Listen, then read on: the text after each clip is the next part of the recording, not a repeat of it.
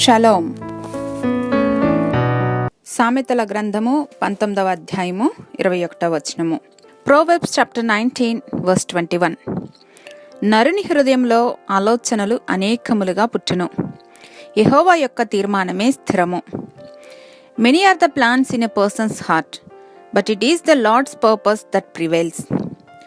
జీవితం ఒక ప్రణాళికాబద్ధంగా ఉంటే సక్సెస్ఫుల్గా ఉంటుంది అనేది అనేక మంది నమ్ముతారు, ఫాలో అవుతారు కూడా. ప్రణాళికలు ఉండాలి, లేకపోతే తీరు తెన్ను లేకుండా అయిపోతుంది జీవితం. కానీ మన ప్రణాళికలు కాకుండా దేవుని ప్రణాళికలకు మనల్ని మనం అప్పగించుకుంటే అప్పుడు అది జై జీవితంగా పరిగణించబడుతుంది. God's purpose for our life will come to pass because of his faithfulness, not because of our planning. ఒక్కోసారి గతంలో మనం వేసుకున్న ప్రణాళికలు జ్ఞాపకం చేసుకుంటే అవి కార్యరూపం దాల్చినందుకు సంతోషించదగినవి ఎన్నో ఉంటాయి. మనిషి జీవితమే నీటి మీద ఆవిరి వంటిది.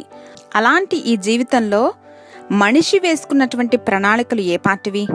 కాబట్టి దేవుని ఉన్నతమైనటువంటి ప్రణాళికలే మన పట్ల స్థిరపరచబడతాయని చెప్పి ఎరిగి సంపూర్ణంగా దేవుని కృపకు మనల్ని మనం అప్పగించుకుందాం.